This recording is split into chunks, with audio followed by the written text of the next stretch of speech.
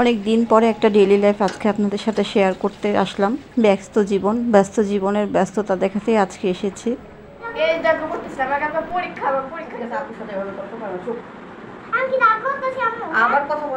Liquid সাবানটা শেষ হয়ে গেছে, তো কি করলাম, একটু সাবানের গুঁড়া দিয়ে লিকুইড ডিশওয়াশ তৈরি করে নিলাম। আর এখানে খাবার রেডি করে নিচ্ছি, সকালের নাস্তা। রান্না শেষে যদি একটু মোছামুছি না করি তাহলে কি ভালো লাগে। আজকে গরুর কলিজা দিয়ে ভুনা কিছুই তৈরি করেছি, তো সেটা বোম্বাই মরিচ দিয়ে খাবো। আমাদের সকালবেলা গ্যাস থাকে না, তো সকালে উঠে আমার সর্বপ্রথম কাজ হচ্ছে সবজি কোটা। সবজিটা কুটে আমি রান্নার জন্য সব কিছু তৈরি করে নিই। এক প্রকার বলতে গেলে আসলে আমি সকালবেলা উঠে সবার আগে ডিপ ফ্রিজের সামনে যাই, ডিপ ফ্রিজ থেকে মাছ বের করি, তারপর ওদের বাবার জন্য ভাত বসাই, তারপর একে একে আমি কি সবজি রান্না করব সেগুলো ফ্রিজ থেকে নামাই। সকালের নাস্তার থেকেও দুপুরের খাবার রেডি করাটা আমার কাছে মনে হয় সবচেয়ে ইম্পর্টেন্ট একটা কাজ। রুটিটা যেহেতু আমার আগেই বানানো থাকে, তো সকাল রুটি বানানো নিয়ে আমার তেমন একটা চিন্তা হয় না। ওদের বাবাকে আগে রুটি দিয়ে ডিম পোচ দিয়ে আমি খাইয়ে অফিসে পাঠিয়ে দিয়ে তারপর আমি রান্না করতে চলে আসি। আজকে কিন্তু এখন পর্যন্ত সকালের নাস্তা হয়নি, প্রায় 10টার মতো বাজে। তো সকালে শুধু একটা কলা খেয়েছি। আর এখানে গতকালকের গরুর কলিজা ছিল, সেটা দিয়ে আমি একটু ভুনা কিছুই রান্না করে নিয়েছি গ্যাস থাকতে থাকতে। কেন তাড়াতাড়ি করবো কেন? স্কুলে যাবে এই জন্যে? ওয়েট করো। বেশিক্ষণ হয়নি, ওয়েট করো, এখনো অনেক দেরি আছে স্কুল রান্না। আর এইদিকে আমার ছোট মেয়ে আমার তরকারি রান্না করা দেখে ও ভাবছে ওর স্কুলের সময় হয়তো শেষ হয়ে গেছে। দুপুরের মেইন তরকারিটা কিন্তু হাই হিটে যদি একটু বলক না আসে তখন কিন্তু খেতে ভালো লাগে। আর ঢিম আছে তরকারি রান্না আমার কাছে ভালো লাগে না, এজন্য সবার আগে আমি এই মেইন তরকারিটা রান্না করি। মাছটা তো আমি বরফ ছেড়ে দিলেই আগে ভেজে নেই।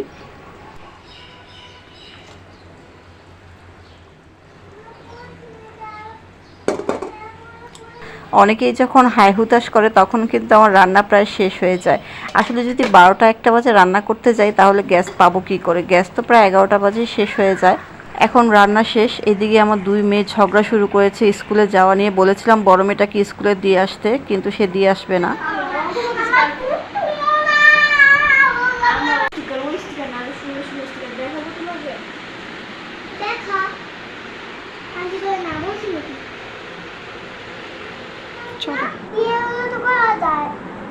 চলে আসবে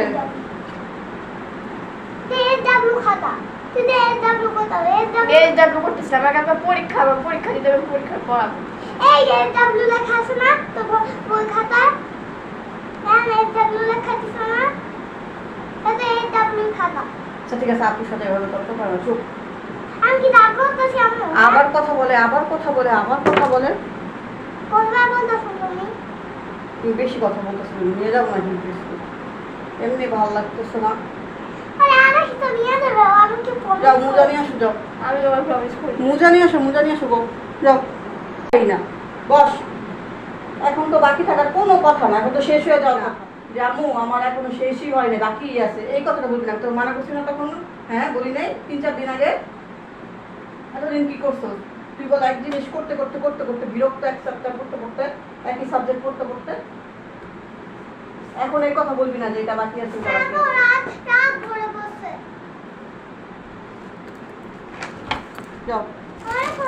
দুই মেয়ের ঝগড়াঝাটিতে আমি একটু রেগে গিয়েছিলাম। এখন ওকে দিয়ে আসলাম, ছোটটাকে দিয়ে এসে রান্নাঘরের বাকি কাজটা শেষ করতে হবে। ভীম লিকুইড আমার শেষ হয়ে গেছে, তো এটার মধ্যে আমি একটু সাবানের গুঁড়া দিয়ে লিকুইড ডিশওয়াশ তৈরি করে নিয়েছি। এটা আমার খুব কাজে লাগে, বিশেষ করে রান্নাঘরের তাক মুছতে খুবই কাজে লাগে। আর তেল কাজটা তো এমনিতেই হতে থাকে। সবার আগে হচ্ছে কাপড়টা একটু ভিজিয়ে পরিষ্কার করে নেব। চুলার আশপাশ মুছতে কাপড়টা মনে হয় তেল চিটচিটে হয়ে যায়। রান্না শেষ হয়ে গেলে কিন্তু আমার সবচেয়ে কষ্টের কাজ হচ্ছে রান্নাঘর পরিষ্কার করা। রান্না করার সময় মাছ ভাজতে গেলে যে তেলের ছিটাগুলি আসে, এগুলো দেখে পরিষ্কার করতে হয়। রান্নাঘরটা পরিষ্কার হলে কী যে শান্তি লাগে। এখন রান্নাঘরটা পরিষ্কার করব, সাথে একটু ঢেঁড়স ভাজি বসিয়েছি অল্প পরিমাণে বাচ্চাদের জন্য, কারণ ঢেঁড়স ভাজিটা বাচ্চারা কিন্তু খুব পছন্দ করে।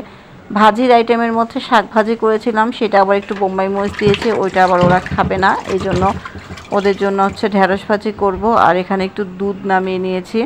পরীক্ষার সামনে নিয়মিত বাচ্চাদেরকে দুধ খাওয়াতে হবে। এমনিতেও আমি আমার 2টা মেয়েকেই দুধ দিই।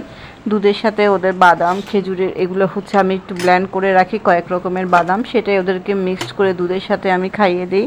আমি প্রতিদিন চেষ্টা করি গ্যাস থাকতে থাকতে রান্না শেষ করে বাস তখন আমি বসে থাকি, আর কোনো কাজ নেই। রান্নাটা হচ্ছে সবচেয়ে বড় কাজ, শেষ হয়ে গেলে দেখবেন কি সারাদিনই বসা থাকি। রান্নাঘরের কাজ শেষ তো মনে হয় অর্ধেক দিনের বেলার যে কাজগুলো সেগুলো সব শেষ হয়ে যায়। দুপুরের জন্য শুধু ভাত রান্না রাখি, সেটা আমি একটার পরে এসে বসিয়ে দিই, কারণ অল্প আছে পানিটা গরম হলে কিন্তু ভাতটা বসিয়ে দিলে তাড়াতাড়ি বলক চলে আসে। আমাদের আবার দুধওয়ালা ভাই এসে দুধ দিয়ে যায়, তো মাঝে মাঝে হচ্ছে আমি একবারে 4-5টা একসাথে রেখে দিই, তো প্রতিদিন আর নেই না ওনার কাছ থেকে।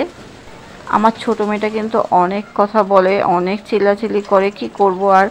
আসলে ছোট বাচ্চা, কবে যে ওর কথা বলা কমে যাবে জানি না, তবে ছোটোবেলায় একটু আমার দুইটা মেয়েই খুব বেশি কথা বলে। এখন ছোটটা কথা বলছে, বড়টাও সেম ছিল। অনেক বাচ্চাদের কথা শেখাতে গেলে বাবা মাদের কন্টিনিউ তাদের সাথে কথা বলতে হয়, কমিউনিকেট করতে হয়, কিন্তু আমার কোনোটাই করতে হয় না। এরা একা একাই এত কথা বলে, আর সাথে কথা বলে তো কোনো কথাই নাই। ঘুমানোর আগ পর্যন্ত কথা চলতে থাকে। বলেছিলাম না ভুনা খিচুড়ি করেছি, তো গরুর কলিজি ছিল একটুখানি, সেটা দিয়ে ভুনা খিচুড়িটা করেছি। বোরমার মরিচ দিয়ে খাবো, বোরমার মরিচ দেখি পেকে গিয়েছে। আমার আবার সবুজ সবুজ খেতে খুব ভালো লাগে। একটা একটু নরম হয়ে গিয়েছে, সেটা খাবো না, ফ্রেশ যেটা আছে সেটা দিয়ে ভুনা খিচুড়িটা খাবো। এই সিজনে মরিচগুলো না পচে যায়, খুব বেশি খাওয়া যায় না, এই জন্য অল্প পরিমাণে নিয়ে আসি। তারপরেও দেখা যায় থাকে না, 3-4টা তো এমনিতেই ভালো থাকে না, ফেলে দিতে হয়। এই রান্নাঘরে কাজ করতে করতে আমার ঢেঁড়স ভাজি হয়ে গেছে। ঢেঁড়স ভাজিটা খুব সবুজ সবুজ হয়েছে। ঢেঁড়স ভাজি সবুজ হওয়ার একটা টিপস বলে দিই, হলুদের পরিমাণটা অল্প দিবেন, দেখবেন কালারটা খুব সুন্দর আসে। আর খুব বেশি নাড়াচাড়া করার দরকার নেই, ঢিম আছে রেখে দিলে আস্তে আস্তে দেখবেন সেদ্ধ হয়ে যাবে। দেখিয়ে দিচ্ছি আজকে কী কী রান্না করেছি। তেলাপিয়া মাছ রান্না করেছি সবজি দিয়ে, ঢেঁড়স ভাজি, আর হচ্ছে ডাঁটা শাক ভাজি। ডাঁটা শাকগুলো যে এত কচি ছিল ভাজি করে ফেললাম। এই তো দুধটা জাল দিয়ে নিচ্ছি। এখন ঠিক 11টা 10 বাজে। এখন হচ্ছে সকালের নাস্তা করব। সব কাজ শেষ, রান্নাঘর পরিষ্কার হয়ে গেছে, এখন আমার নাস্তা করার পালা। আমার না, আমি আর আমার বড় মেয়ে দুজনেই নাস্তা করব এখন একসাথে। তো ওর খাবারটা আগে বেড়ে নিচ্ছে, তারপর আমারটা বাড়বো। ভুনা খিচুড়িতে কিন্তু গরুর কলিজার পরিমাণ খুব কম, কিন্তু ওই যে মশলাটা ছিল সেটা দিয়ে আমি একটু রান্না করে নিয়েছি, আর খেতে কিন্তু অনেক ভালো লাগে গরুর কলিজা দিয়ে ভুনা খিচুড়ি। পেঁয়াজ নিলাম, শসা নিলাম, এখন হচ্ছে খাওয়ার পালা।